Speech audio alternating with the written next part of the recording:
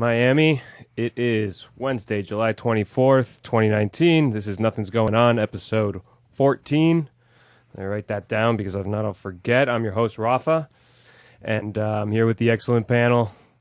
To my left, back from the dead, or from wherever he's been, it's Art Handler. I'm back, Miami. ¿Qué te pasa? I missed you. And Mwah. To his left, new to the show, it's Manolo Vandelay. Martin Vandelay. Oh, Martin Vandelay. I'm sorry. I like Manolo. Let's stay with Manolo. All right, Manolo Vandelay.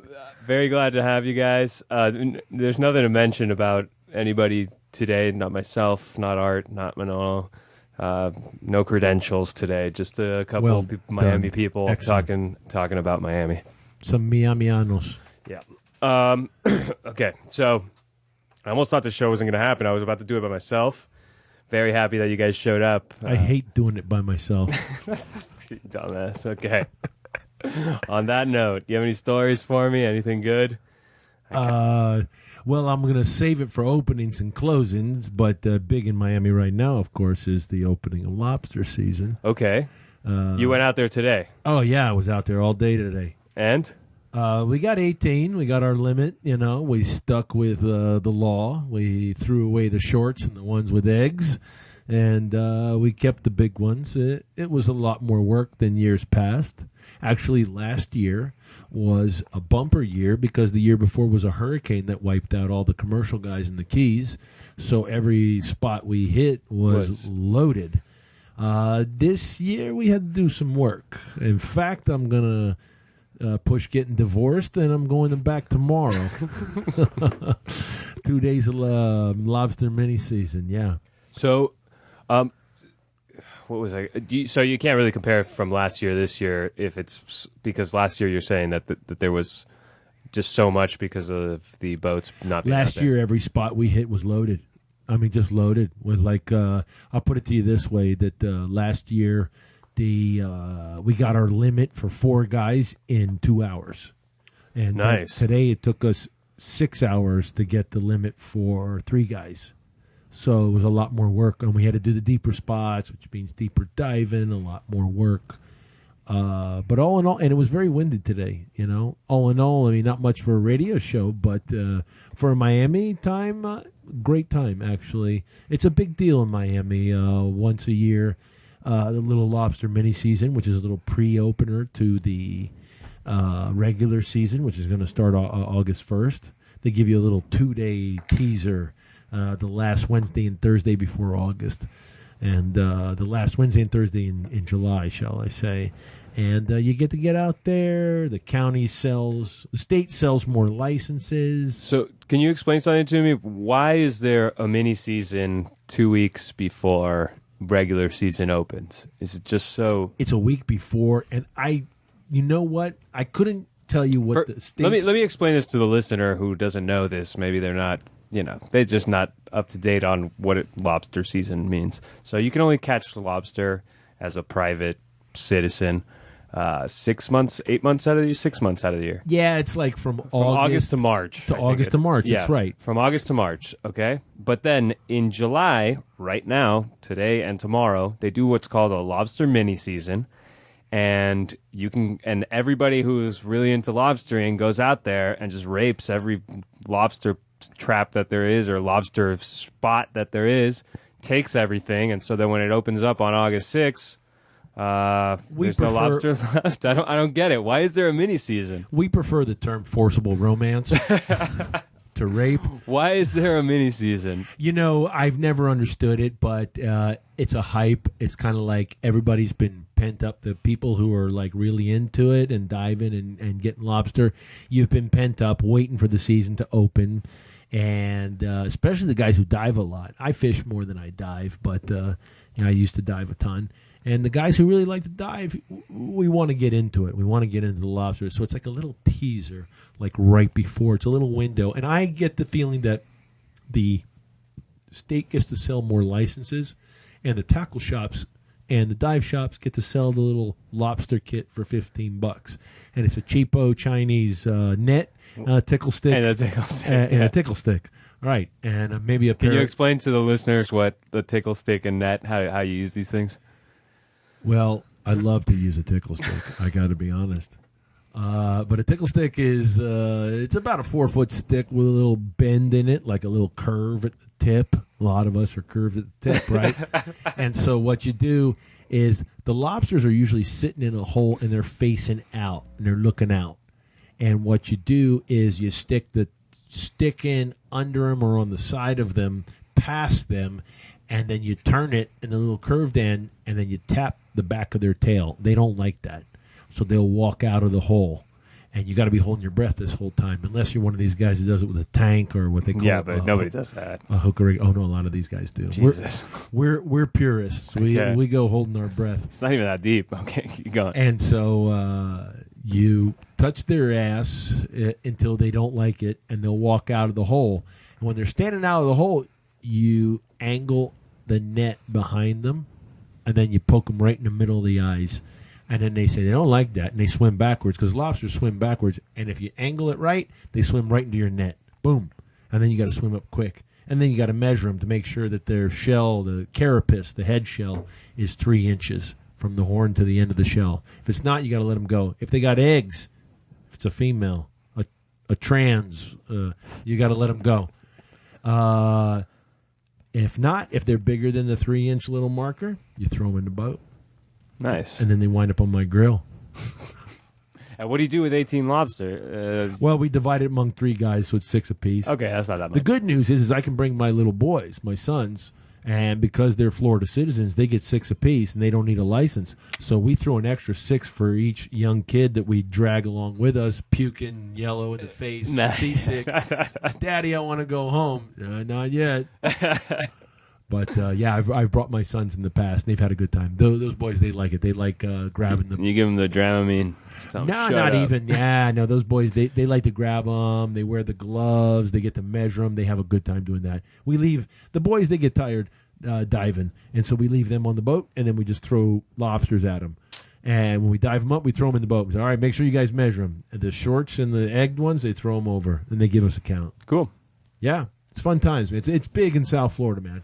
And the Keys, it's actually a little more controversial because the year-round Keys residents kind of hate it because they get all these northerners.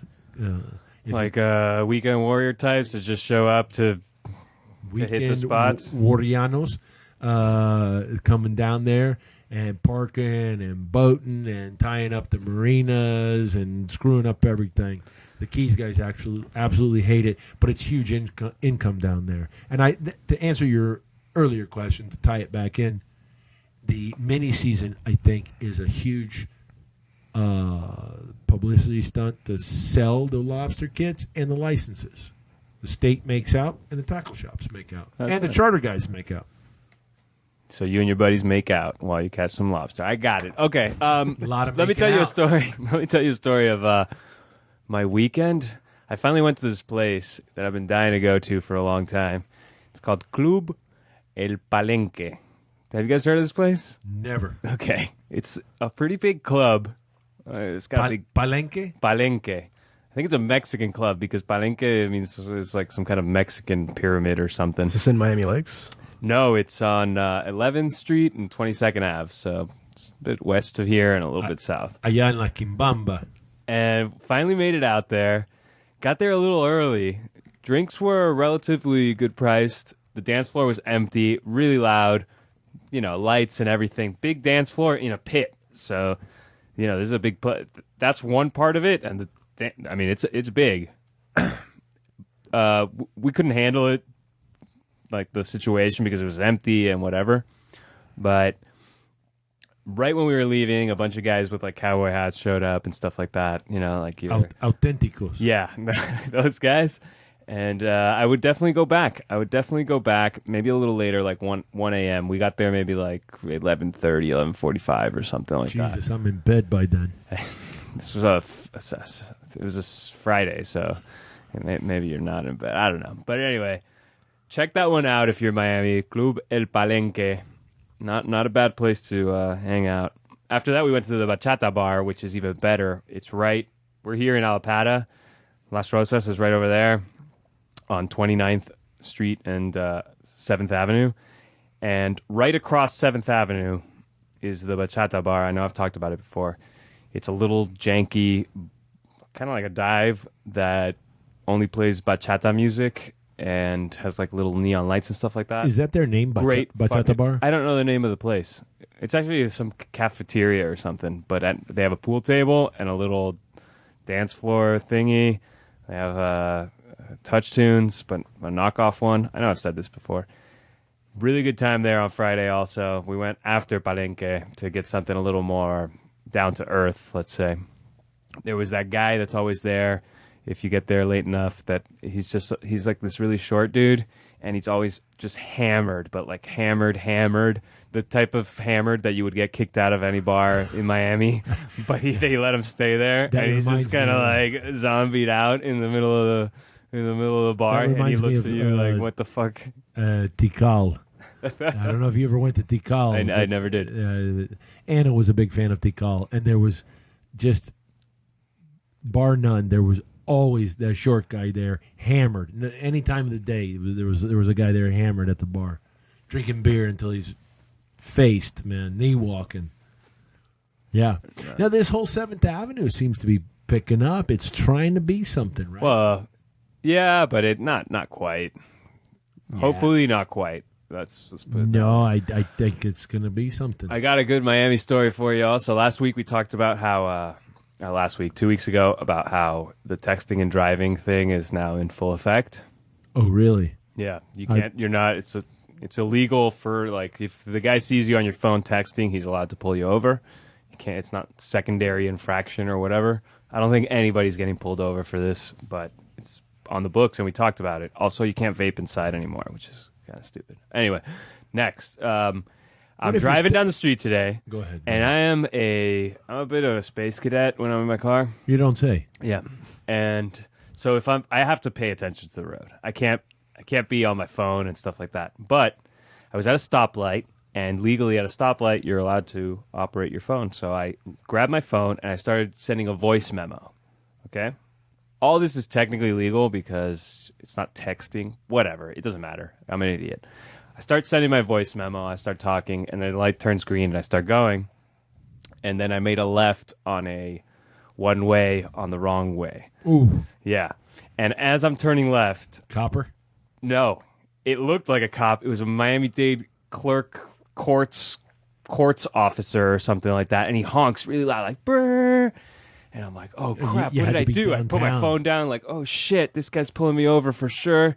And then I looked at the car, and he's like, no, I'm just telling you, man, this is a one-way. And I'm like, oh, thank God, you saved me, I buddy. was texting. You saved me, buddy.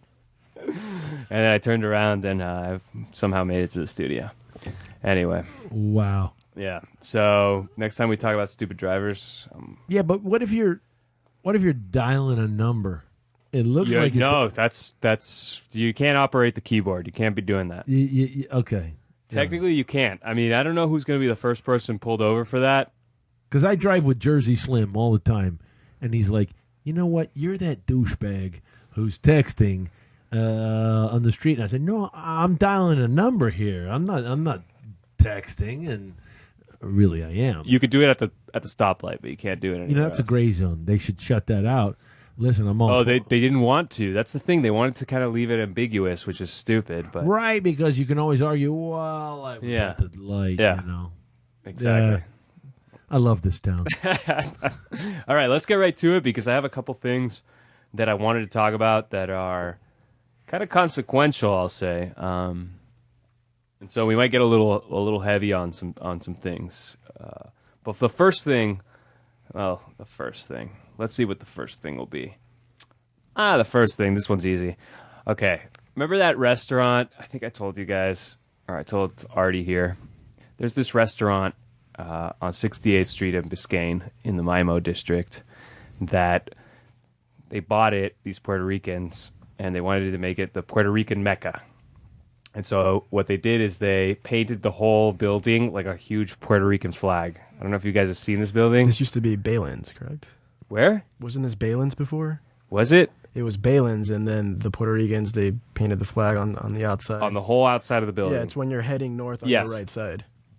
You're heading north on Biscayne on your right side. It's the place, right? That would be the east side. Yeah, I thought Yeah, it was east on the side. west side, but maybe I'm wrong. No, you're right. Yeah, I think you're right.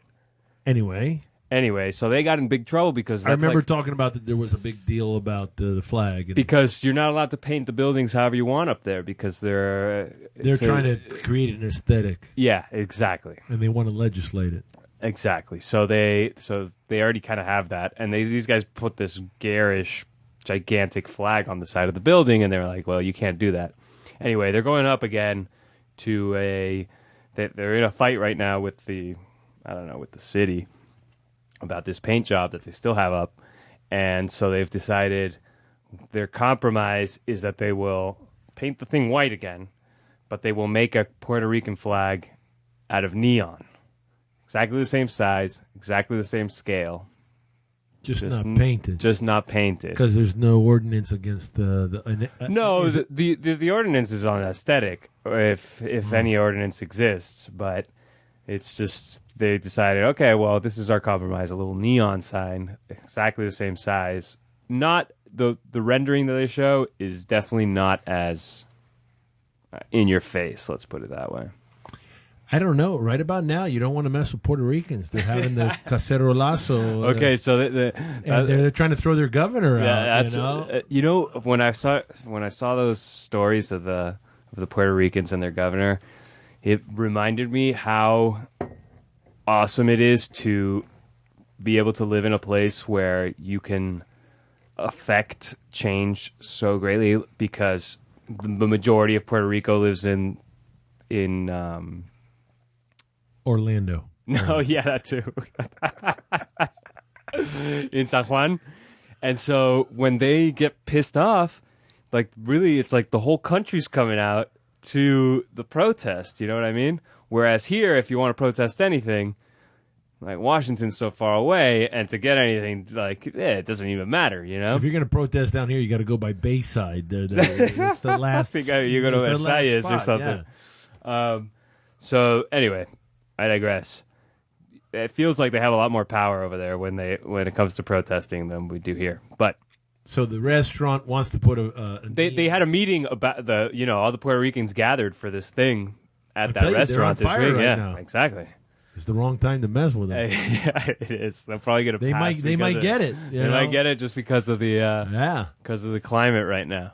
Honestly, it looks like a good compromise. I should show you what it looks like. It's a good compromise. I don't know enough about that area. Many years ago, they ripped up the street there because they put in new plumbing, and there was a huge to-do about the galleries and the businesses there were all up in arms because they had ripped up the plumbing on US 1 or on Biscayne there. And all these businesses, and I remember this woman, Gallery 88, she was trying to form a gallery or something, and they were all upset. This is impacting our business, and and they were they called themselves MIMO, am I right? Yeah, exactly. MIMO. Miami Modern. Or I thought it was Miami Midtown, but I couldn't spell. And they were all upset because they couldn't do business because they were tearing. And the truth be told, it was like Flagler. Have you been down Flagler like 2 years ago? They were ripping it all to hell. So many businesses closed down because of that. Yes, and that happens every 100 years. We got to redo the plumbing under the main street, and they got to tear everything up, and you're living in a gravel pit for like a year or nobody goes to your shop. And nobody goes to your shop.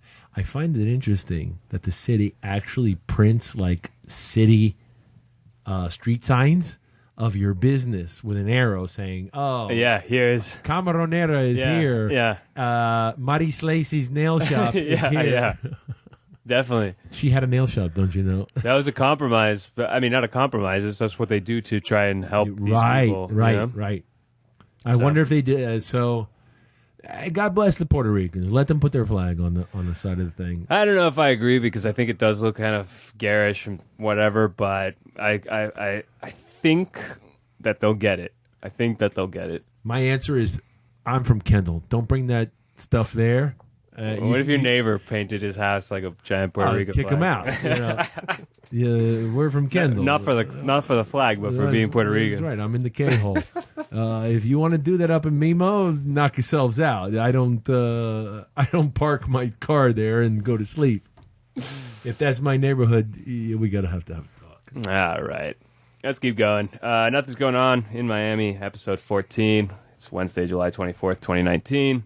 I want to remind you guys to subscribe to the show on your favorite podcast app. Maybe it's iTunes Podcasts or, I don't know, Podcasts or Stitcher or one of those. Check us out. Wherever you get your Miami stuff. Nothing'sgoingon.com. You'll find all the links there. And we have social media too, but I don't update it anymore, so I was out of town don't worry for a about that. while, and that's how I stayed in touch with the show, actually, with the website. With the website? Yes. Doesn't it hit on your phone?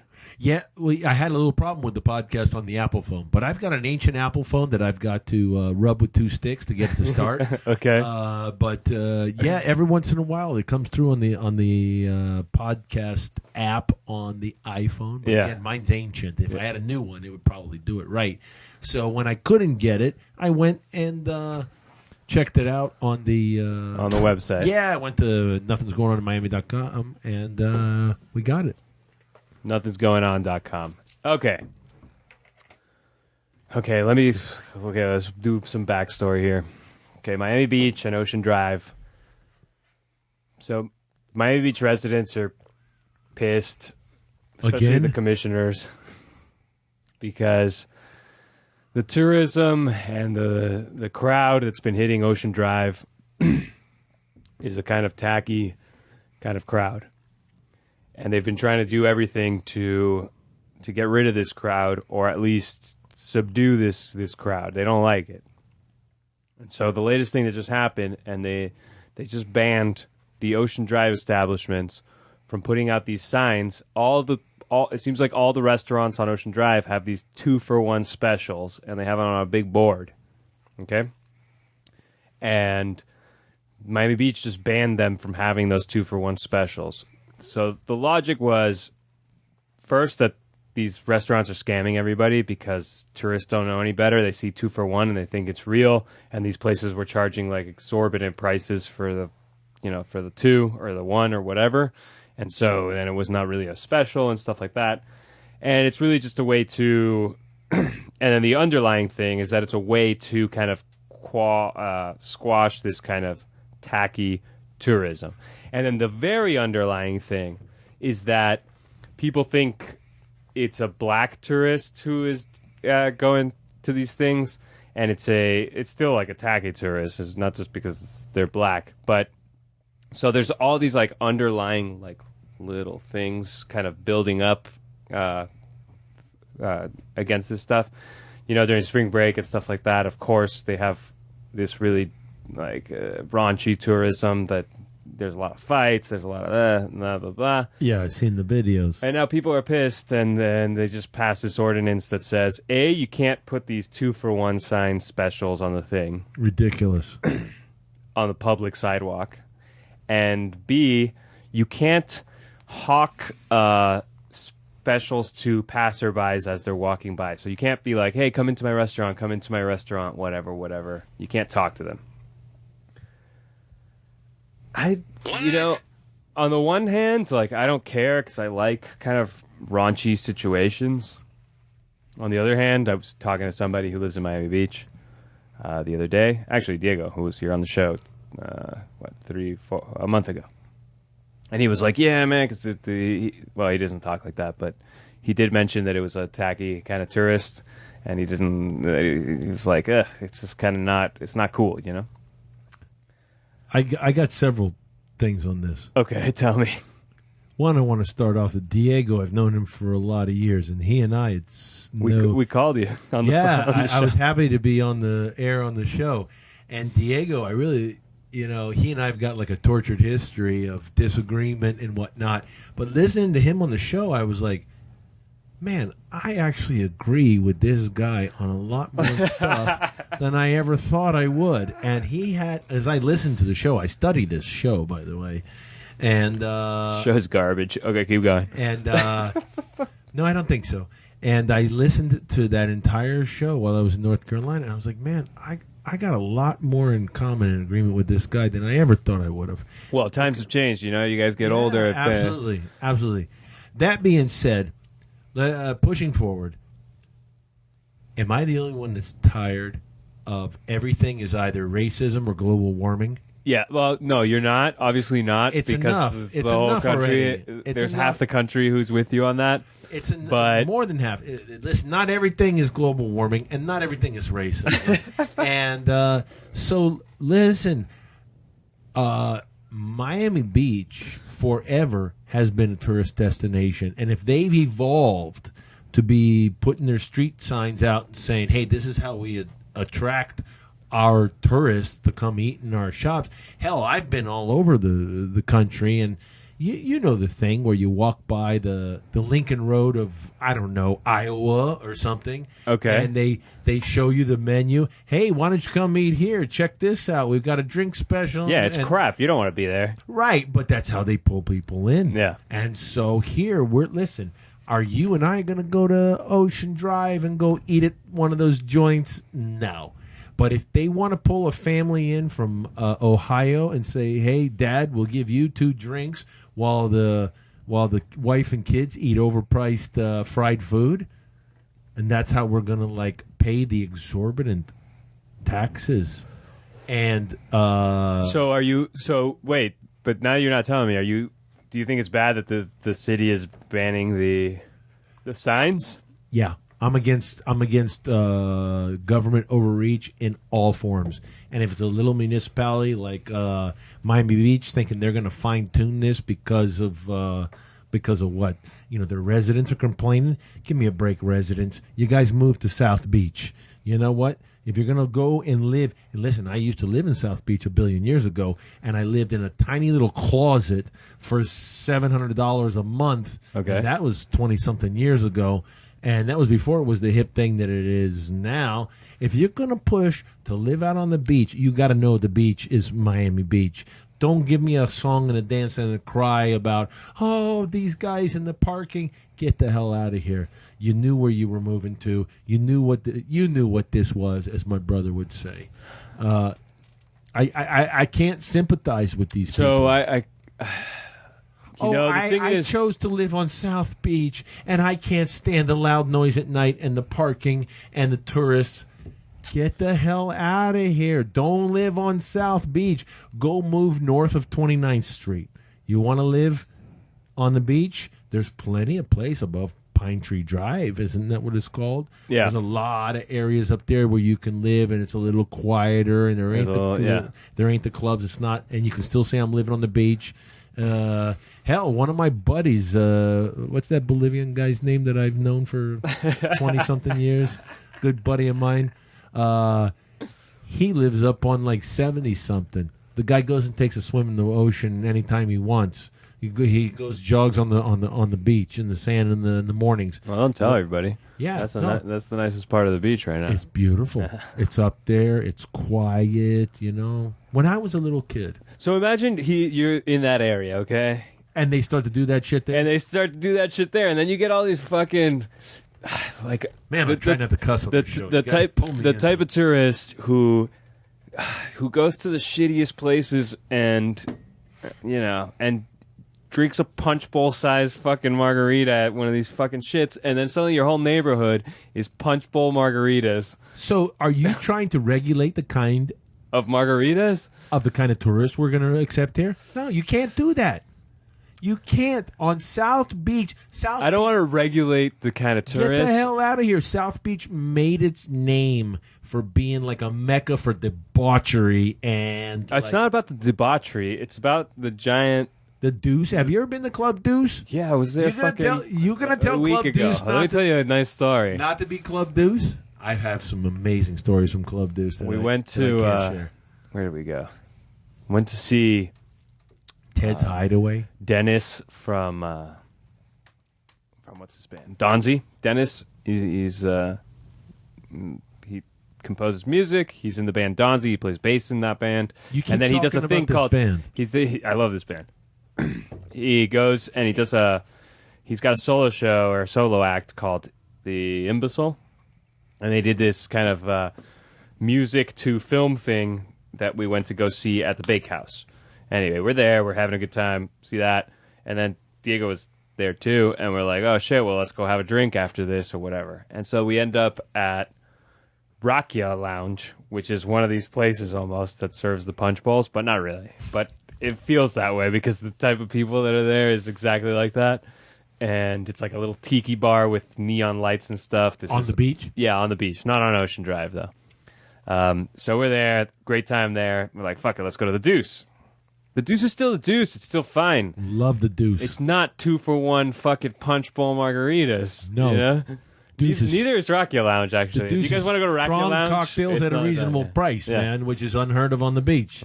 It's the place. It was the old place for the locals. Rakia Lounge is a Serbian spot, which is kind of crazy because there's a lot of Serbians there. So the Deuce is awesome. Rakia Lounge even has its own vibe, but those 2-for-1 giant punch bowl margaritas, man, I don't know if I would. You know, what you're saying is, no, I don't want to kick those people out, but I wouldn't mind massaging things so that, you know, so that more places are like the Deuce or like Rakia Lounge instead of 2-for-1 margaritas. I think 17th Street South. Let's even push it to 22nd Street. 22nd Street South is our bread and butter. It's a shit show forever. It's our bread and butter, man. I don't mess with it. People want to go there. They want to go during the day and get sunburned to the Europeans and wear Speedos. And then at night they want to go and they want to drink punch bowls. And they want to drink the Mongolian mother stuffers, you know, whatever. They want to get lit, you know. And I'm all for it, man. There's no reason.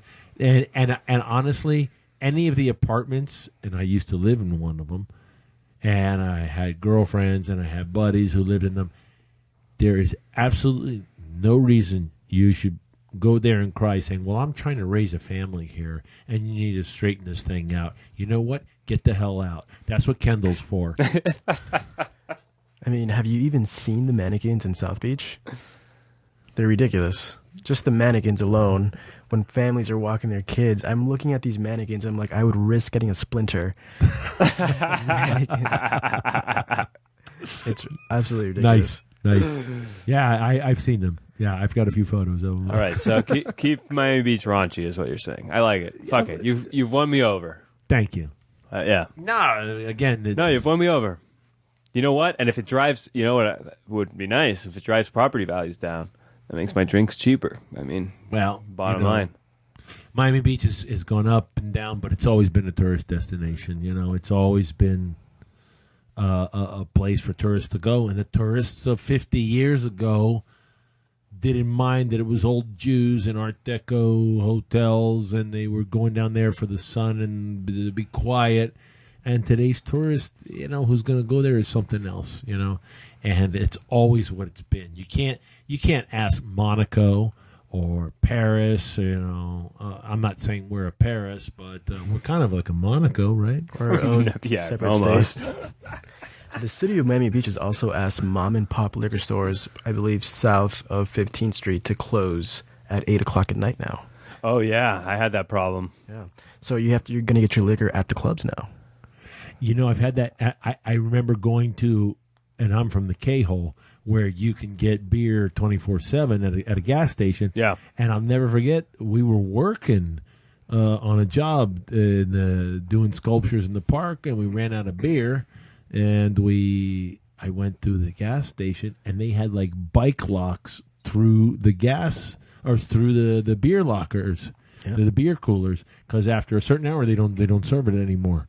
Yeah. And there's also some weirdness on Sunday that they don't sell. That happened to me too. I told the story back in January, but after midnight, CVS and Walgreens won't sell you beer, and so I learned the lesson the hard way with my But what if you need two it for medical suitcases at reasons? the thing, and they were like, "I can't sell you that." I Wait, was like, CVS and Walgreens won't sell you beer after like midnight. after midnight, Right, yeah. right. And so what I did was find a local place, and they were like, "Yeah, I'll open it for you." And then I didn't have my wallet, and then that was a disaster. Anyway. Jesus Christ. Let's move on. All right. Okay, let's get into let's get into some of this even more wonkish stuff. Ultra Music Festival. They should rot. I know you're not a fan, but I'm going to tell you about the corruption with Ultra and the city of Miami. So, city of Miami, Ultra last year was on Virginia Key. Ultra beautiful venue. Ultra after the show said, we're not coming back to Virginia Key. We didn't like it. Our fans didn't like it. It's not well connected. Blah, blah, blah, blah, blah. Okay. So City of Miami's like, shit, we need them to come back to something that we did. We kicked them out of Bayfront Park because the neighbors hated it. You know, downtown neighbors hated it. Which they all moved into a place where there's a fucking festival and then they don't like the festival. Okay. So Ultra's like shopping around. Where can we do these things? And so now they're in talks with the city of Miami again to go back to Bayfront Park. And so, of course, there's this Downtown Neighbors Association who are the people who kind of got them out of Bayfront Park. And so they're pissed that the city's even talking to them. But now, today, some article was published. Okay, so let me tell you what the city's trying to do in these kind of closed meetings with Ultra. They set their own rules for Bayfront Park, where the park has to be open to the public 85% of the year. And so they're trying to skirt that rule, where they want to allow Ultra to close the park for, I don't know, I guess more than 15% of the time, maybe 16% or something like that. They want to let Ultra go over their own noise rules. They want to let Ultra go over their own lights at night rule, all this stuff. Then Ultra donated $7,000 directly to Commissioner Keon Hardeman, and then indirectly $10,000 to his election committee. And this is the guy who is most pushing for Ultra. Of course. Okay. I hope it's noted when he comes up for re-election that he sold out. Oh, he's running for this City of Miami stuff, and he's gonna run for Miami-Dade County Commissioner. Anyway, so all this is happening right now, and they're about to vote on it sometime in the next 2 weeks, I think. I don't have the date written down, but all this happened. Like the donations came right as they were about to vote on the thing, and so the vote's about to happen. They postponed the vote. It was like the day before he got the donations, and they postponed the vote, and now it's going to happen in like 2 weeks or something like that. So it looks like City of Miami is trying to force through Ultra into Bayfront Park against a lot of their residents. There's a lot of residents who like Ultra, who live in downtown and like Ultra. They think it livens up the city. I think there's a lot going on here, and I think that what's the real thing is that my city, Miami, loves the money. Of course they do. They need the money. It's so much money. It's a lot of money, and they lost it because people didn't want them at Bayfront Park, which it was a cluster. Yeah.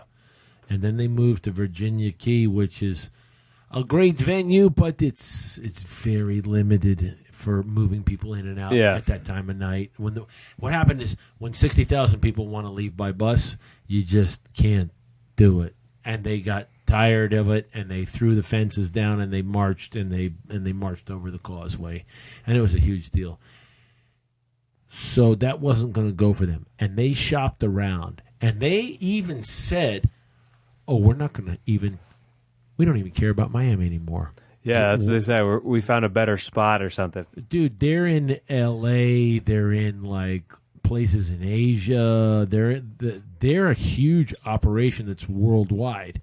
And they basically said, we don't need Miami as one of our venues, which we all know is a lie, because Basel taught us that. You got to have Miami. It's the gateway. It's the meeting point for Latin America, Caribbean America, United States, and Europe. It's the meeting point. And so wait, but man, what about this story that I found so brazen was, people always say Miami's like a corrupt place, whatever. Yeah. But to get all that money in your donations, like for your campaign fund, right before the vote, shameless, on the thing that you're voting on, like from the people and on the thing that you're voting on. Yeah. That is ruthless. I mean, if even by Miami standards, that's That's pretty good. It's like right there. The guy you're voting on just donated $17,000. And he's one of these ones that'll shout, oh, equality, transparency. No, you know what his comment was on the thing? It was, well, Ultra and I have the same views on the arts in Miami, So that's why. That's why they donated Smart. it to me. I like that. It's not a bad response because obviously, they do have the same views on arts in Miami, but man, it doesn't matter. If you guys have the same view, you don't have to give them money. I like that. I like that. That's a hell of a answer, right? I got to figure out how I can use it in the future. Like, when I run a red light, well, my clients and I have the same view on me getting there on time. I like that. Congrats to him. That's great. That's a good spin. It's not bad at all. But man, just ruthless. So I guess we'll see what happens with the vote. Personally, I want Ultra in Miami. I think it's a good place for it. Bayfront. Yes. No, but listen. At the end of the day, but I don't live there. Ultra will bitch and moan and complain and whine. They need Miami. Yeah, of course they need Miami. They need Miami at the end of the day. Otherwise, they wouldn't be here. Yeah. Because they threw that whole hissy fit of, well, we'll just pull out and we're going to go somewhere else. And it's not even a year, and they're already negotiating for the next Miami venue. So we know you, Ultra. We've seen you. We've called your bluff. You know what? I'd like to say go fuck yourself, but I don't like to curse on this show. But they're a terrible operation. They pay slow. They try and weasel out of paying their contractors and people who build the show for them and do stuff for them. And Artie Handler is also Bodie Handler sometimes. That's right. I mean, Ultra Handler sometimes. I had to be paid by a company that wound up suing them to get their money, so they paid me. In the end, everything was squared away. I have to say that. But the truth be told is that they're a shiesty operation, man. They don't have our best interest in mind. They got their best interest in mind. Of course. Yeah. And that being said, would I want them to stay in Miami? Yeah. Yeah, me too. Yeah, I would. But you know what? I wish it wasn't so politically bullshitted like the whole situation. But to be honest, I wouldn't beg them because I know they need us more than we need them. You know what wanted to come to Miami and they kind of shut it down, which probably would have brought in similar amounts to Ultra, is Formula One. Mm-hmm. In downtown. They wanted to do it in downtown. When I was a kid, they used to do that. Well, they used to do the other races. Grand Prix. Yeah. Is that Formula One, the Grand Prix? No, it wasn't. It was, God, I forgot what the series was called. But it was a different series. We used to shut down Biscayne in downtown, and they made a loop. Yeah, exactly, through Bicentennial Park. Right. Which is Museum Park now. Yeah, and that's another thing. You can't do it there anymore. But no, that Museum Park used to be cool. Yeah. Now it's a playground for the rich. I like to go to the museum. Well, there's some of my clients I have to say that is kudos. fun. Have you ever hung there? I've never even been to that museum. No, you bullshit. True story. What, are you waiting for somebody to call you to install something? I don't go there unless I'm paid. True story. What a fucking jerk off. That's the most jerk off thing to say I've ever heard. Why not? I don't go there unless I'm paid. Listen. What a cool guy this handler is. Listen, I am super cool. I'm cooler than you know. Anyway, I'm so cool. The F1, I'm ice cold, man. Which they kind of just put on the back. Well, they kind of, they fucked it up because, the F1 guys, they go all over the world and they're going to find somewhere else to do F1. They were exploring this area and they just kind of threw them away. They could have done that instead of Ultra. It brings a different crowd, but it still brings a lot of money. To be honest, at first, the crowd of Ultra, I was like, these guys, they blow so much dough. They drop so much dough. And a lot of it is just on water. Did you know this? Did you know that Ultra's sales of alcohol are a fraction of what they sell in water? Yeah, well, I can believe that. It's an EDM festival. Well, right. Apparently the drugs these guys are doing make them all thirsty. hot and thirsty. Yeah. These drugs are making me thirsty. They'll pay like $10 and $25 for a bottle of water, man. It's insanity. Anyway, let's move on because I'm tired of talking about Ultra. Me too. I want to talk about that it's Wednesday, July 24th, 2019. This is Nothing's Going On, episode 14. We are on Jolt Radio. Very happy to be on Jolt Radio. It's nice to have a studio. yes, Jolt Radio, we love you. Love it. All right, let's see what else I got written down here. Oh, this is good. You're going to love this one. So, two Miami artists, Agustina Woodgate and Eddie Arroyo, they were in the Whitney Biennial. Oh, good for them. Yeah. And they dropped out.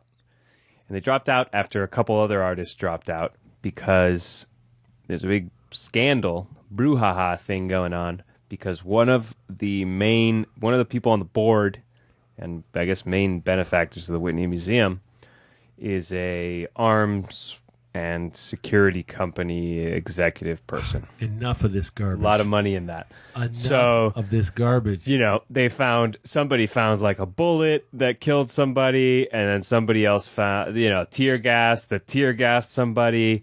And so all these artists are like, you guys got to get this person off the damn board because, we can't be in this, museum that is being financed by what they are calling, I suppose, blood money. Enough of this. Well, okay, so let me ask you something. At what point do you not work for somebody? When they don't pay me. So, straight up, I don't know what would make you feel uncomfortable, Artie, as a person. No, it's enough of this. Would you hang art afterwards for this guy? What's the guy who had all the chicks? Who's Epstein? Would you hang art for Epstein after the allegations came out? Of course. Harvey Weinstein? No, Epstein. Jeffrey Epstein. The Podesta brothers. I don't know if you heard about them, but they're I know the Menendez brothers. No, I remember them. Do you remember them? Yeah. Cubans. The Podesta brothers are big-time political operatives and Democratic funders, but they're also the Tony is a huge art collector, and he had tons of art and like expensive, complicated art that needs to be very intricately installed in the home. That's what we specialize in. So wait. But that's not that offensive. Wait a minute. Are you asking me I'm asking you what you're... to take food out of my kid's mouth for some politics? No, it's enough of it already. These artists... What if... Dude, there is nothing that would make you think, shit, I don't want to work for this person because if they are wanted me to hang dead babies on a wall, okay, I probably wouldn't do that. But we've hung some crazy stuff over the stuff. Right.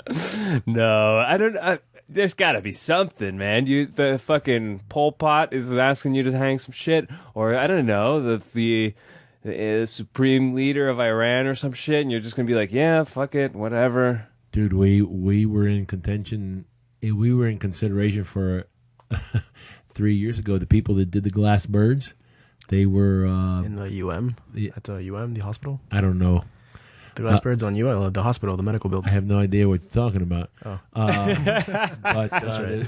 the same company that we did a project with one time had a bid in for Iran when we were still under the last president, when relations were relaxed, and they asked me, would you fly a crew out to Iran to do a lobby of a hotel? And I said, you better believe I would. And I'm Jewish. I know. My old man was like, the hell you are. I said, are you kidding? I'm going to bid six figures on this goddamn job. And man, you were such a fucking mercenary, motherfucker. But yes, I mean, dude, I'm sick of this political correctness. It's not political correctness, man. It's everybody like, who's got a platform. Okay, Venus Williams now. Let me ask you, Williams sister. No, fuck you. Let me tell you something. There's a guy where I live. He started a business where he boots cars in the neighborhood, and he went to every business.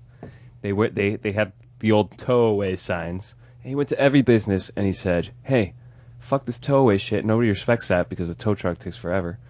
I will boot these people, and they'll never park here again. Hate this guy because you never knew when the switch happened that you were going to get booted. And then I got booted okay, imagine two places share a parking lot, and you park in one, and you walk to the business on the other.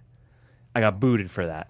And the guy, it's totally in his right, because he's technically correct. He boots me, whatever. Anyway, ever since then, a bunch of people got booted. Everybody hates the guy. I would never serve that guy. Ever.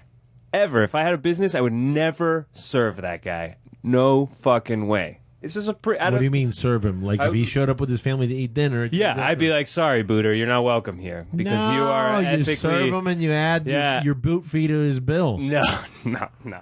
You're not man, you got to take a stand against assholes. You're not cut out for business, man. He found a loop in the system, though. Fucking break, dude. No. Okay, let me tell you another one that I did that I felt bad about. Hit me. You're not gonna like. You're gonna like this. I've been told. You would have done it too. I've been told working because you're such a Miami schemer. Let me tell you something. You got me all wrong. But I am a Ammiano. I work in web development, and 10 years ago, I got approached by a guy. He wanted me to make this little website. And I was like, okay, I'll make your little website. What's it about? He's like, I have this contracting company. I just need this website. Well, I noticed that he didn't really give a shit what the website looked like, what the contents of the website were. He just wanted his name. He stole a logo from another contracting company.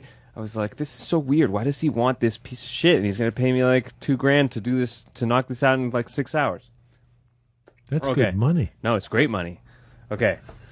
So I do it, and then only after the fact do I realize that this guy is making a fake website to deceive authorities about his company and status so that he can get a green card.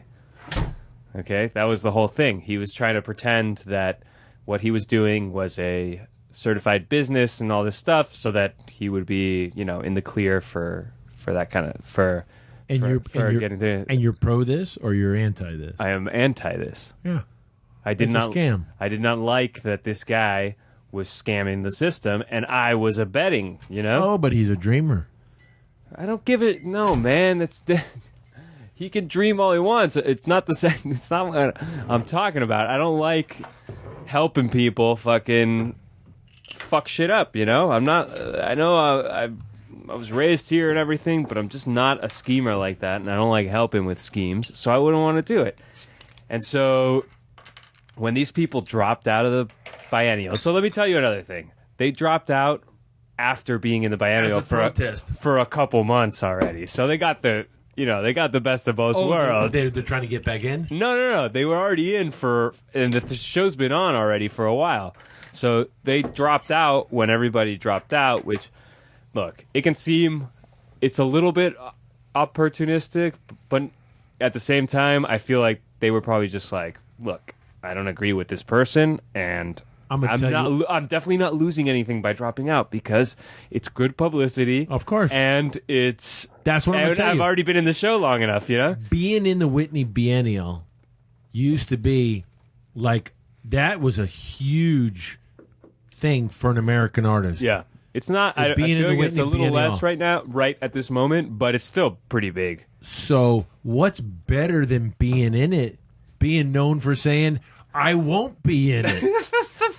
And so, you were selected? Oh, yeah, I was selected, but I'm not going to join it because this guy did this. Oh, you're so woke. You're so cool. You know what? You're so awesome. We need to focus on you. But Artie, at some point you got to fucking take a stand. You're on your way to fucking, I can't curse on this show. Let me ask I want something. to, man. But get these guys out of here, dude, bro. At what point? Let me ask you something. That hotel job in Iran. If Iran's at war with Israel or just crush them in a war, you still would do it? You still would be like, I'm going. 6 figures. Was it a state-run hotel? 6 figures. That's tough, man. Because Iran everything's not state-run. But was it state-run No, you're hotel? thinking Cuba, bro. Cuba, everything's state-run. Iran is still... they have private enterprise. Absolutely, they got private enterprise. There's a lot of dough there, man. There's a lot of dough. But these artists, it's like everything's like, oh, I'm going to protest this now. I'm going to be this soccer. I never want to be political on this show, so I'm going to try and steer. Everything's political. Steer clear of this. I heard you guys get political on this show, and it was always about Miami. My kids are big soccer fans. I had to explain to them, and my kids are huge soccer fans, and we watch the Copa Americas. Okay. And we're big fans of that because my kids are half Chilean. Okay. And Chile won it 2 times, and we were in Chile. So the same time they got the Women's World Cup going on. Yeah. And we want to support the women, man. And we want to support the women's American team. Yeah. And the leaders of that women's American team want to throw the flag down at the celebration ceremony. What's her name? And then the other one, the Rapinoe, is like, I'm not ever gonna go to the White House. And these women are on the American team. They win the Women's World Cup for America, and the first thing they want to do is crap on America. Oh, yeah, no, this country sucks, blah, blah, blah, blah, blah. Dude, if Iran had a women's team, they would love, You don't think there's women in Iran who would love to play for this American team and respect the flag? Okay, wait. I'm getting off. No, you're not, because you kind of wrapped it around for me. I do that. Do you know? That's why I'm on the show. But you know what the women are protesting about. I don't know what they're protesting about. They're protesting about not getting paid. That's exactly what you're all about. Getting paid, getting that money. Yes, they want to do the whole thing. They want the money. They want the equal pay. They want the money that you want. Yes. I would love the money that they could generate. And, okay, so they are... So I'm of two minds of this. So you're just a bootlicker who doesn't want anybody to protest about anything. That's what it sounds like. I've never licked a boot in my life. Nobody protests. I liked it better when you called me a mercenary. The women's theme.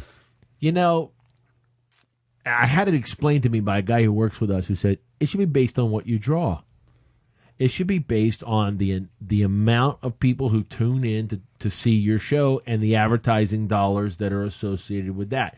If you're drawing the same kind of dough that the dudes are, and frankly, let me just say here as a caveat, the Women's World Cup, they were better than the men's team. They got more viewers and all that stuff. So pay them more. Yeah, of course. Pay them what they're worth, Pay right? them more.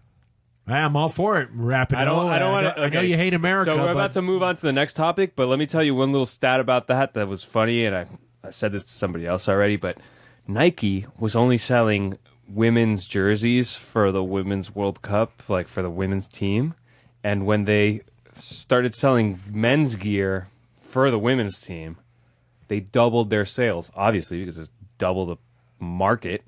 But can you believe that they weren't even selling stuff for men? Wait a minute, like I'm gonna wear a Rapinoe jersey? Like, yeah, exactly. Or I'm just not gonna wear a Rapinoe jersey. Or just a jersey that's the USA team, but not fitted for a women's cut. But the jersey looks different from the men's jersey. The Women's World Cup jersey. My sons are big on wearing the jerseys, and I remember we were in an airport. We were in North Carolina, and we were going through an airport, and my sons were like, "Oh, look, they're wearing," and it was dudes wearing the World Cup theme. It was a red jersey. I was like, "Hey, check that out." It was cool. Listen, I was proud of them. I was proud of my women's American team, and it really soured me to see them. I forget the two names. I'm gonna mess their names up, and I'm forget it right now. But there was, during a ceremony, one of them threw the American flag to the floor while she was doing a dance, and another one went and grabbed it to pick it up off the ground. Wait, but did she do it by mistake? Like she did it like in passing? Research it. I knew the two names because we researched them. Is this like? But wait. Do some research. Did she do it? She was dancing, and then she went like, "Fuck this," and threw it to the floor. Yes. And another girl Kelly O'Hara. Is that one of the names? I don't know. Picked it up and was like, okay. And picked it up, was like, no, we don't do that to the American flag. And I was like, and she got this huge upstanding. The other one wanted to like side with the commie Rapinoe who hates America. Jesus Christ. Yeah, Artie, you're such a you got, and then you got a little hard on when they picked up the flag and waved it around. Okay, I got it. She's being crucified at the moment, Rapinoe. There's a video of her. She's like, a little kid is coming like for an autograph, and she's not even looking at the kid. She's like doing this, doesn't even look at the kid, and just goes here, and no eye contact. People are like, wow, that is pretty disgusting. She's horrible. Yeah, I saw that video. I didn't see the cover. They're even talking like, oh, she should run for office. Like hating America now. The kid is like looking at her. Is credence for running for office. Fucking bootlicker! I can't believe you even taught hating America. Like, get the fuck out of here, bro. Oh man, I'm sorry. I'm on the wrong show. I just can't believe you get sensitive about that. So that's what you get sensitive about. So would you? You would obviously hang for her. Of course you would. Okay. Yeah. Yeah. Would. Listen. I've got to I've learned at this industry that I'm in to shut my mouth over many different things. Okay, so wait. Before I got you. I think I get the point. Let me go to the next thing because we're going pretty far on time here. Which kind of ties into this thing that we were talking about, the artist from Miami who dropped out of the Whitney Biennial. Smart move. The city of Miami, it was a smart move, I think, ultimately, even if I think it's a little, I don't know. I don't like woke culture either. I hate woke culture. I would drop out without telling anybody. That's what I would have done. Okay. City of Miami is trying to ban Cuban artists from working in Miami. About time. No, I'm kidding. So the logic is that they don't have the power to tell Cuban artists not to do it, but they passed a resolution to lobby Congress to prohibit Cuban artists from working in the city, basically, because the thought process is that the Cuban government funds Cuban artists.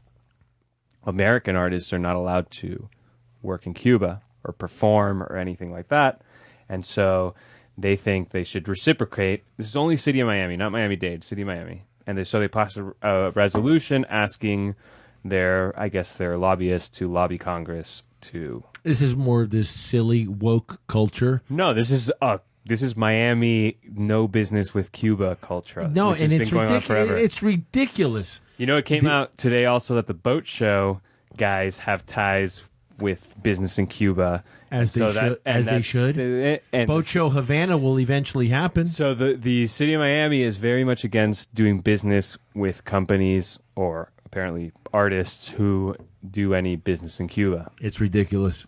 It's ridiculous. We've had 50 years of trying to starve these people out, this government out, and it's not going to happen. You know what we haven't tried? A heavy dose of capitalism. They're already trying to do it. It's gonna. What about look at China. Super capitalist, but no freedom, zero. You see what they're doing with the Uyghurs over there in the west coast, on the west side of China. Right, the Uyghurs. Put them in all the camps. They got them with the what's that movie? What's that Stanley Kubrick movie where they brainwash people? They brainwash the guys. Boys from Brazil? No, man, the one where they drink the Moloko drinks and you guys know what I'm talking about. Fuck. Bitlio with the English guys and they fucking... You talking about the religious movie? No, A Clockwork Orange. A Clockwork Orange. Yeah. So they got the Uyghurs in there watching fucking things with their eyes peeled back like, you will not be a Uyghur, you will be a Chinese person. And are they really doing that? Oh my god, it's you have to renounce your whole culture and all this stuff. It's not as bad as, say, Hitler, but it is your ethnicity, all that stuff, forget it. Like, you Jewish? No, you're not Jewish anymore. You are Chinese. That's it. You're not allowed to have any of those things. No more Passover crap. None of that crap. Get it out of here. You're going to be Chinese and all that stuff. So that's what China's doing. Great. They're capitalist. Blah, blah, blah, blah, blah. Anyway. I digress. Well, Chinese so and the Islam Miami have- government does not want, to do business with Cuba, who, they don't want to be supporting the Cuban government. And we were talking about Iran and Cuba. Cuba has barely any private enterprise, and They got a ton. What a horrible fucking system that they have. They sell you a communism, and then their whole government is run by private companies from out of town. Right. It's horrible. It's the most horrible thing what's ever. going on in China. It's the worst of Socialism capitalism and communism never works. In China, they let people have their own companies in the country. In Cuba, only out-of-towners are allowed to have companies, and they get deals with the government to do but certain they had services. what do they call it? The paladar. Paladares. Yeah. yes. Paladar, Okay, where you oh, have great. a restaurant. You're allowed to have a little restaurant in your house, I've had some barely. amazing Government food. micromanages those paladares. That is horrible, man. Yeah. Anyway, long listen. story short, the city of Miami has never liked doing business with people who do business in Cuba because of this. They don't want to, encourage it. I And want to so- encourage private, But at the same time- capitalist enterprises in Cuba. I'm sure you've met Cuban artists in Miami, Ton. and they go back to Cuba, and they go all around the world. Yes.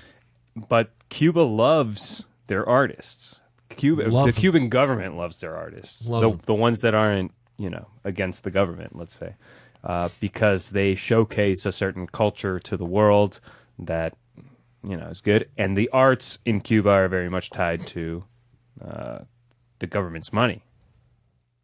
So, I don't know. I mean, if the city of Miami is doing this, I don't like it in the sense because I've met Cuban artists here, and they're all really cool, and, they're just people trying to make a living in the system that they're in. You can't blame them. You cannot fault them for that. Yeah. I know many. I'm not going to name them by name because I don't want to implicate them in anything. But I know several personally that I've worked with. And hell, on your show, your old show in the Chicken Lickers, Yeah. one a good buddy of mine there. Excuse me. And several that we've worked with in collections that I've known, that I've worked with, a ton of them, and they're great people. And if that's how they're going to make their money, and they're putting their art out there, and Cuba likes that, and it's good for Cuba. City of Miami, I think you're trying to be too woke. I think you're trying to be. But this is something that before even woke culture, the city of Miami is not like this. This is not a new thing. It This goes back all the way to 1950. Comunista. Yeah. That kind of garbage. You are such a mercenary. Man, Fucking hell, man. get out of here. You I understand them, but I don't think they have spoken to these artists about the fact that they are just people who live under a certain system. I suppose they could be exiles, They could decide to never go back to Cuba. City of Miami is. But you kill their livelihood, too, because, especially right now, people are interested in Cuban art, especially because of the situation in Cuba. They're not interested.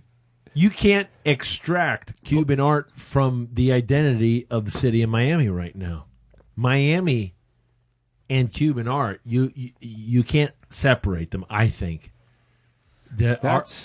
I don't know. I think that's interesting. I think if Cuba right now flipped and was, suddenly liberated, or, they did a transition or something, we would still have collectors here. We would still have collections here that are full. But Cuban artists would not be as coveted. Yeah, I would agree. People like Cuban artists because of the unique situation Right. in Cuba. You're not seeing anything like that at the moment, and it's kind of like a relic. Yeah. I never thought of it that way. Nobody likes political American art right now. They like Right, political no. Cuban art. They'll buy that political Cuban art. Well, political Cuban art in Miami is hot. Out in the rest of the country is like, huh? It just had a moment around the country. No, it still does. Yeah, exactly. Yeah, it still does. No, and I've got clients. I've hung more Cuban art and met more Cuban artists than any man should. And I think it's uniquely Miami, though. I got to be honest. You're not hearing that in D.C., in Boston, in New York, in Paris, in London. Give me a break. The European art scene is different. Our national art scene is different. Yeah, I suppose it is, but Yeah, you're not going to see this sort of Cuba had a moment. Still having a moment. I Cuba? think. Cuban art. Oh yeah, no, and in Cuba too, they've got Yeah. the Cuban Biennale is huge, Yeah, man. but not just that. I'm saying Cuban art is having a moment in the U.S. right now. Oh, it's been for a while, man. Yeah, and if hot. Cuba wasn't Cuba the way it is now, this moment would not be the moment that it is. If Cuba was, More like us. more like us, more like Miami, people would be treating the art, I think. I mean, maybe not all of it, but maybe in 10 years after that, people would be like, well, we don't care about Cuban art anymore. They're just like anywhere else. They're like Puerto Rico and whatever. Yeah. I gotta say, and I'm gonna take a tangent here. The Cuban people in my life All right, let me go to the bathroom now. Okay. are some of the funniest people. Turn it a little bit towards you instead of like talking. There you go. Right there. Right there. Oh, that's man. nice. There, I've been. Here I am, guys. I've been gone the whole show.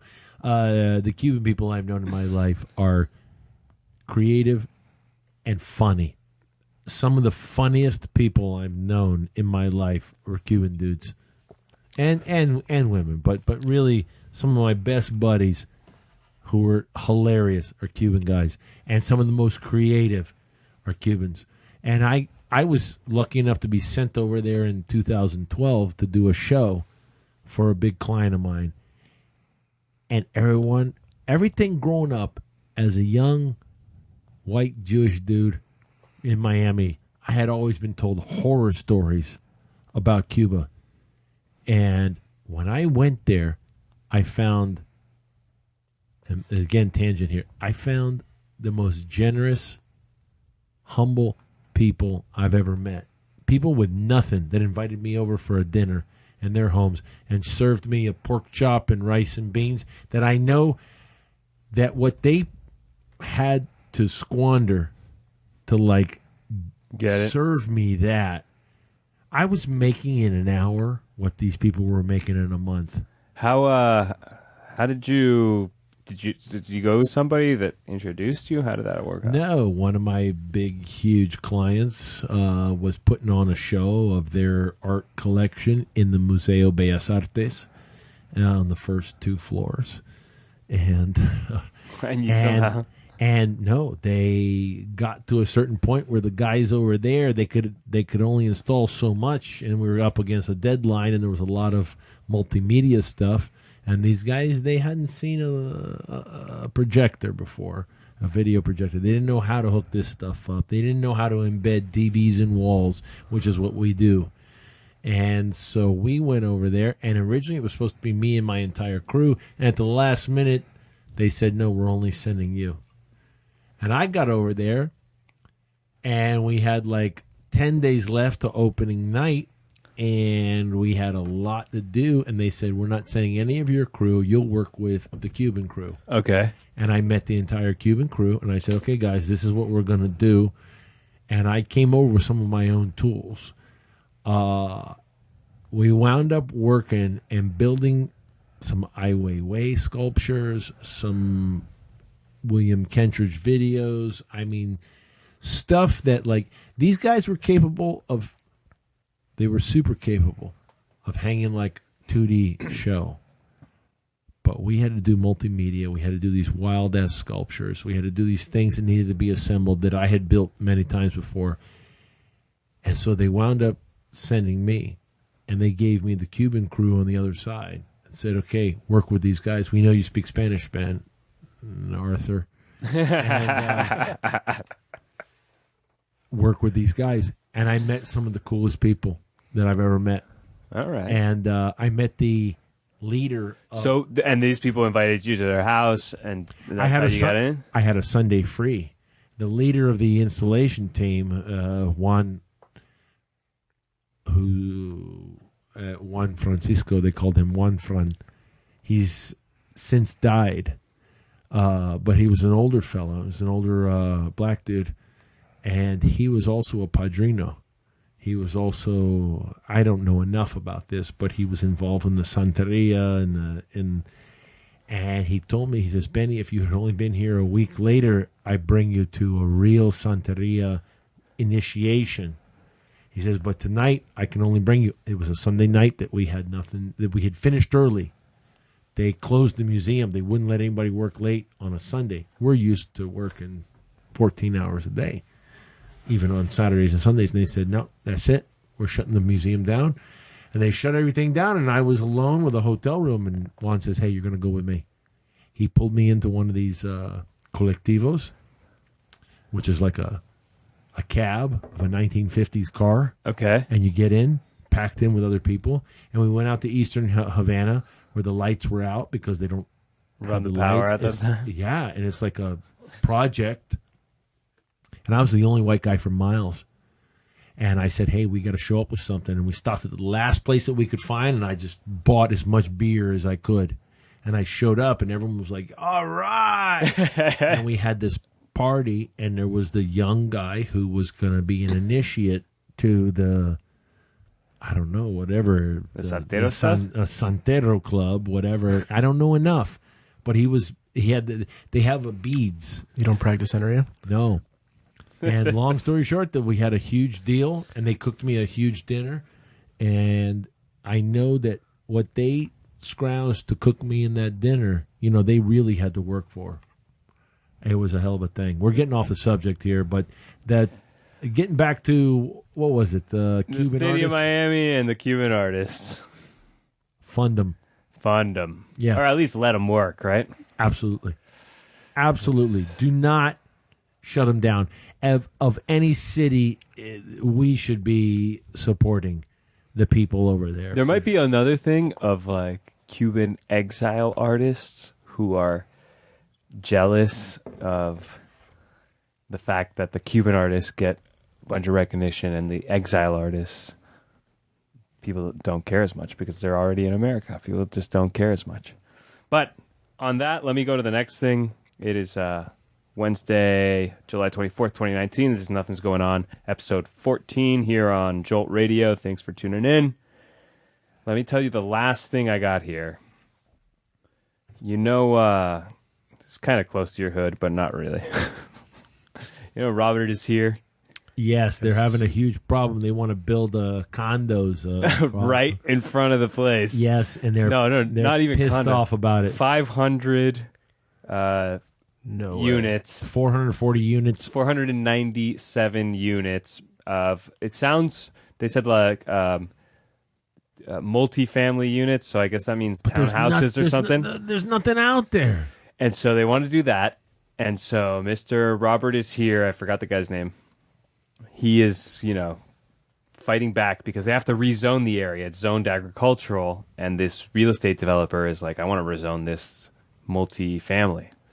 And so there's 20 acres right there. And they want to build 500 homes or condos or something over there.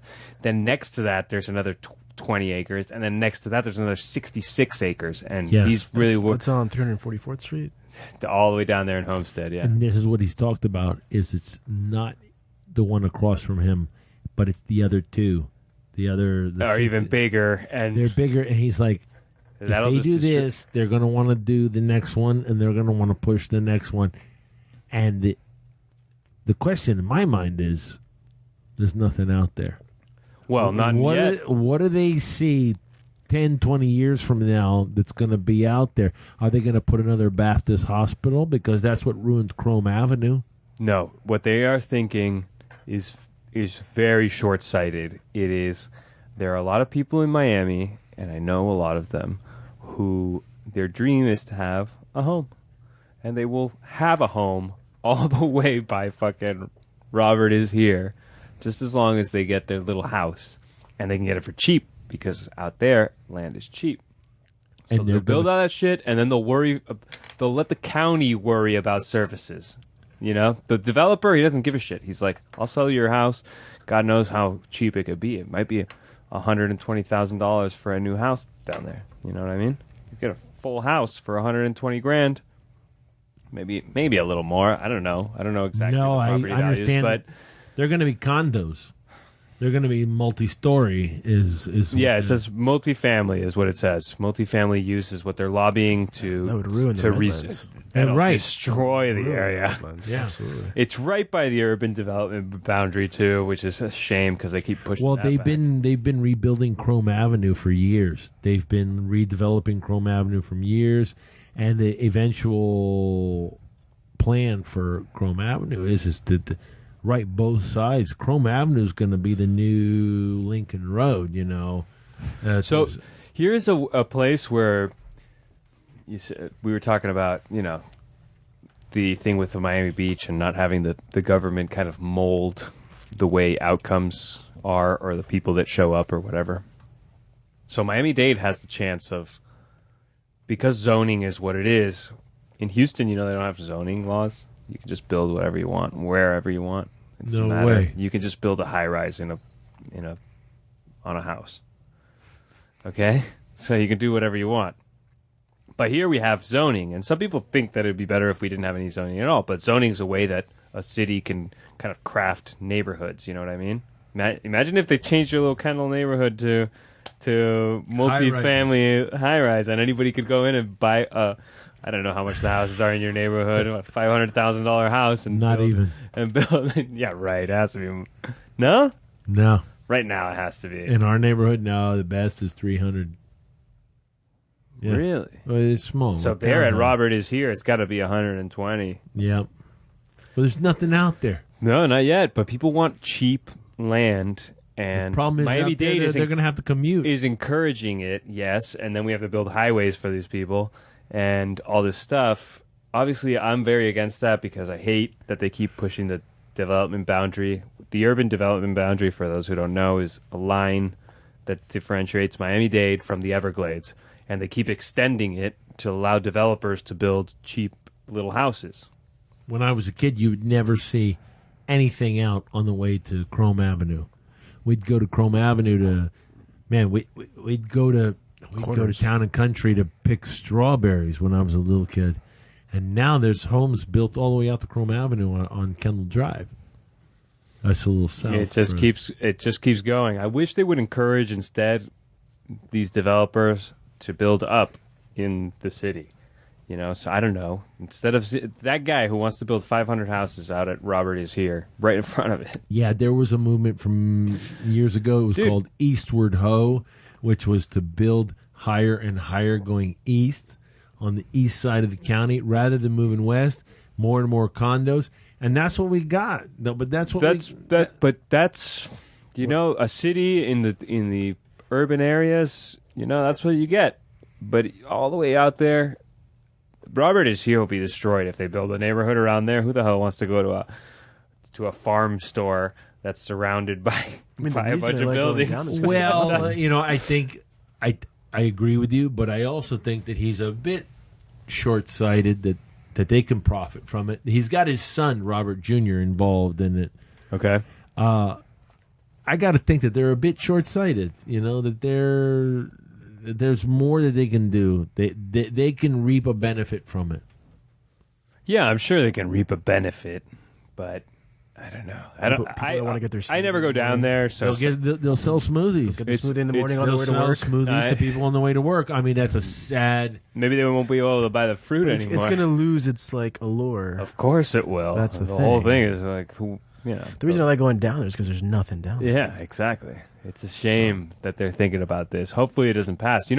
Something else that didn't pass was that down there by Gould's. You ever go down there? All the time. All the time. Okay. So they were going to incorporate I was down there today. a large part of that area into its own city because developers wanted it to be its own city, and a bunch of residents came out and said no. It would have been the third largest city in Miami-Dade County. This huge swath of area, they wanted to turn it into its own city so that they could kind of write the laws and manipulate the thing. But anyway, it didn't pass.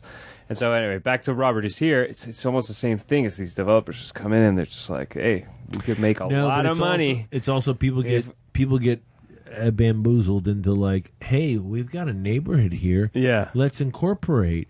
And city of Miami, when I was a kid, it was Dade County. and I hate calling it Miami-Dade County. For me, it's still Me too. For me, it's still Metro-Dade County. Miami is the city of Miami. Right. This is Dade County. This is Dade County. Yeah. Thank you. So in Dade County, there's like 30-something municipalities. Yeah. In the county-wide, there's all these different little cities. Every little, and my father's neighborhood used to be Sunnyland. It used to be unincorporated Dade County. Now it's Pinecrest. And they got their own cops, their own taxes. And my dad was like, it's awesome, Benny. I bought this thing after the... It's awesome, Artie, is what he said. He said, after the hurricane, I bought this joint for X amount. And he's like, it's tripled in value, but my taxes have doubled. Okay, they re-asphalted our streets, and they put up new street signs, and we've got all this, and blah, blah, blah, blah. But, yeah, it's a lot more expensive now to live there. And... I mean, the trade-off, the incorporation trade-off, it all depends. It all depends on how they do it, how your city manages the thing, and all that. I wouldn't say that living in unincorporated Dade County is always better. Maybe. I mean... I grew up down here in unincorporated Dade County, and I kind of just... That's all I knew, so I agree with you. I couldn't argue one way or the other. Is it better? It depends what you want from I it. heard Kendall, the K-hole where I live, they've been pushing. There's been an effort. There's a little effort to make Kendall a city, right? To turn it, yeah. And downtown Kendall would be Dadeland. Give it 15 years, man. You get the hell out of here, man. No way. No way. You want to keep it Miami-Dade. I want to keep it Miami-Dade. Is our... I don't want the extra taxes. I don't want the extra cops. Yeah. I don't want the funny street signs, Get the hell out of here. I'm happy with the county services, Truth be told, I live near a dump. So the garbage trucks aren't too far. I live near a cop station. It's convenient. Yeah. All right. Anyway, that's it. Robert is here. They might put up some buildings. We'll brief you guys on it if it actually happens, if they vote yes or no. I don't like the idea. I don't like the idea the county keeps spreading. I think they should build up. This developer, the county should be offering him things, incentives, so that instead of trying to change an agriculture area to a housing area, he wants to take a small, tiny warehouse somewhere around, I don't know, West Miami or something, and build up on that so that people are more concentrated, commutes are shorter, et cetera, et cetera. Right. Look at what the developers have done with... And people need to get out of their fucking heads and... Look at what the developers did. I have a lot of friends who feel this way, but... They're doing it with Wynwood. Get this shit out of your head that you're going to have your little picket fence in your fucking yard. Get that shit out of your head unless you're going to fucking, fuck shit up. No, I want my yard. I know you do. But get that shit out of your head. I don't even know how you do that weekend warrior shit where you drive from fucking buttfuck all the way to the boat and all that crap. It's fucking a horrible lifestyle. Love it. Love it, man. Or at least for new people growing up, I don't want to take that away from people who grew up with it, but let's get that out of the heads. I'm in agreement with you. If you want to be a young and you want to be a metrosexual and you want to and you want to like live the urban lifestyle down here, go to Wynwood. Go to Midtown Miami, go buy one of those condos, and they're several $1,000 condo fees. I wish you the best. If you want to raise a family and you want to have a boat, God forbid, and you want to trailer that boat, you want to trailer? You want to trailer it all the way to the marina and wait in line every fucking weekend. Yeah, you be my guest. Move down south. I can't live without it, man. I got to be honest with you. By the way, we're gonna go lobstering tomorrow. Yes, we are. All right, that moves us on to the calendar. Let me tell you guys a couple things that are happening. Lobster miniseason is started today and tomorrow, and it's tomorrow also. Why do they have a miniseason? We didn't find out, but the regular season starts August 6th. So if you miss it, don't worry, you got in 2 weeks. August 6th. Yeah, August Oh 6th. Christ! I thought it was August 1st. The regular season starts on August 6th, so if you missed the mini season, don't worry about it. You can go out and get some lobster or whatever's left on August 6th. Not much. Okay. Tomorrow, placeholder, Anna, friend of the show, used to be on the show. I miss her. Is having a gallery opening. The show is called All That Is Solid. It has it's in the Miami Design District. It's in collaboration with Ground Control Miami, and the artists are Edward Holland, Jessica Martin, Nun or Nun, Alan Reed, Dion Ruby, and Anastasia Samoilova. Who I really like. I really like her stuff. That's tomorrow, July 25th, from 7 to 10 p.m. Paradise Plaza in the Design District. There will be wine. Come by, 7 to 10. Have a good time. Only wine? I'll take some beers for us, Benny. Yeah. Artie. Yeah. Ain't happening. That's tomorrow, 7 to 10. On Friday, we have Rick Moon at Gramps. Rick Moon's this kid, plays the keyboard, writes his own songs. He's putting his album just came out, and he's doing his album release party at Gramps. Highly recommend it. I've heard this kid a bunch of times. He must be like 21, 22. Really good, really talented guy. Interesting music. He's not just making some bullshit because he's talented. And then I have written down here, Saturday, August 10th, Torch is playing at Rosa's. It's a free show. I'm almost certain that I'm going to be out of town, and I'm so pissed. Is that Las Rosas? Yes, at Las Rosas. Now we call it Rosas? Yes. Does Gramps... It has a gay night, right? I don't know. Maybe it does. They do have a gay night. I was there, and I had the craziest night. Tell us more. I don't know if I have something to say. It's about Graham's gay night. Tell me. I went there, and I've been there before. I didn't know they had a gay night, and I was with this chick and her effeminate friends, and I was I'm seeing her, and she's like, let's go out to the Gramps with my friends. They're gay, and I'm like, cool, yeah, sure. I love gay guys. They're great. I love parades. And I go out there, and it's high octane gay stuff happening, and I'm like, oh, that's cool. So she goes to this is a true story. She goes to the bathroom. She's like, I'm gonna go to the bathroom with my friends for a second. I'm like, cool, I'll be here. And then I feel the world closing. And I see this guy, he's looking at me. And he's like looking at me. He's giving me the look, and I'm like, oh, all right, this is happening. And he's giving me a look, and I'm trying to give no indication that I'm into this at all. I'm trying to look away, but I see him coming and have a beer in my hand. And as he's walking over, I am literally freaking the fuck out. I'm thinking to myself, holy shit, what am I gonna say? And he's coming closer to me. I just blurt out involuntarily, I'm like, I'm not gay. I'm not gay. Oh my god, I'm not gay. He's like, oh, okay, all right, dude. No. I'm like, I'm sorry, I'm not gay. Oh, just just wanted to buy you a drink, and see if you were into maybe go back to my place. And I'm like, you want to buy me a drink, and you want me to go back to your place? He's like, yeah. I'm like, that is the nicest thing.